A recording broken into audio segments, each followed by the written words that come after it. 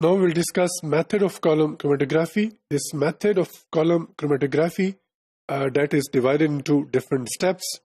For example, preparation of the column, loading of the sample, elution, and finally detection and recovery of the components of mixture. We will discuss these steps one by one.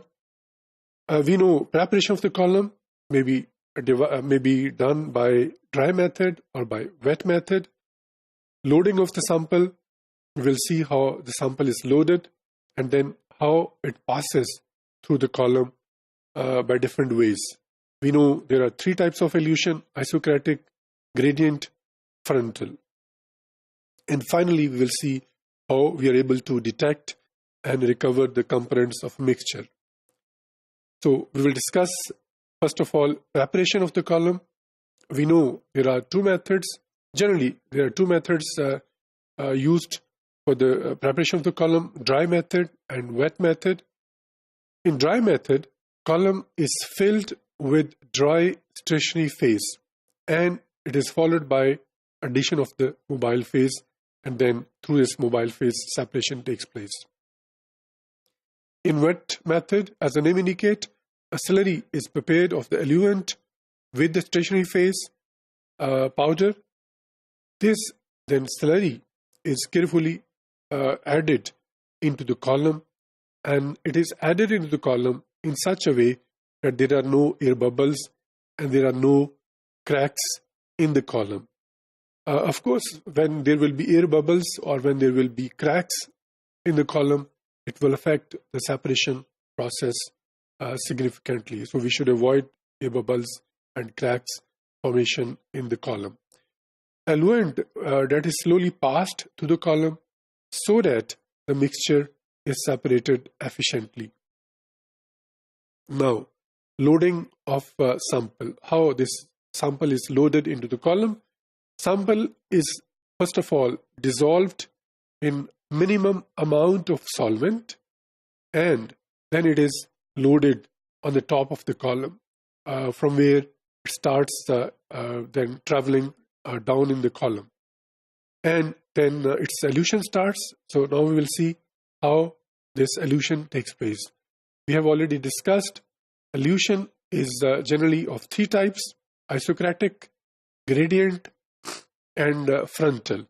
Now, isokinetic illusion, as the name indicates, this is the method where separation takes place through the same solvent or the solvent which has the same polarity.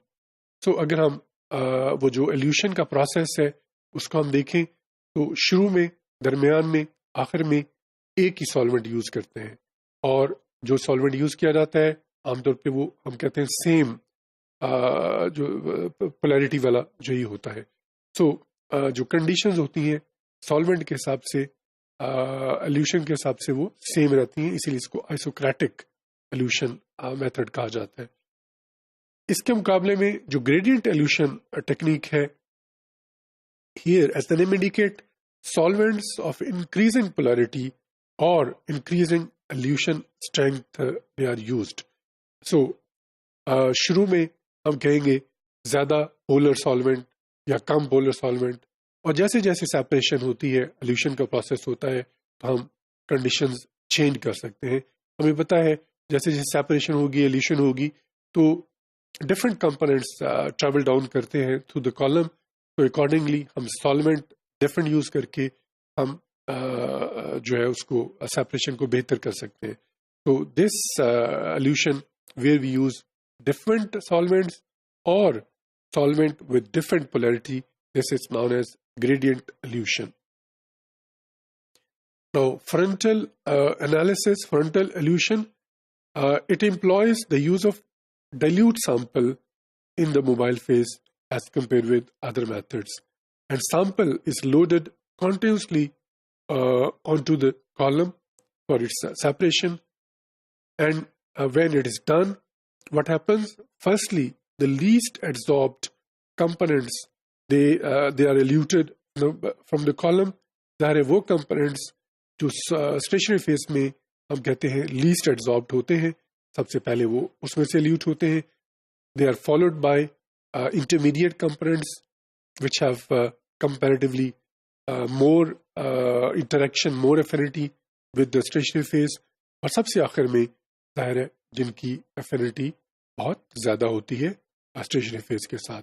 So उसी तरह से वो पास होते हैं. And we all know there is a limit to the capacity of the adsorbent. It is rarely used type of chromatographic method. We also know it. Now, detection and recovery of the components. Generally, colored components, they are, of course, visually identified. We can see those different colors. So it is possible to identify with the help of those colors one by one. If the components, they are colorless, then we identify them by using UV or visible light, or by using different types of dyes.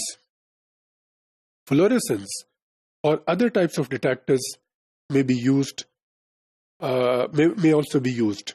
So to identify different components, we use fluorescence or other detectors. That depends on the type of the components of a mixture which we want to separate.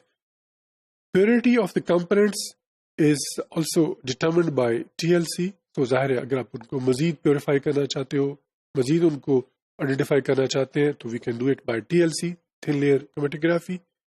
Solvent is evaporated from the fractions by placing the sample in a rotary evaporator, and then the sample is weighed and its percentage is calculated. So this is how sample is divided into components, and then their each individual components, they are identified for further analysis.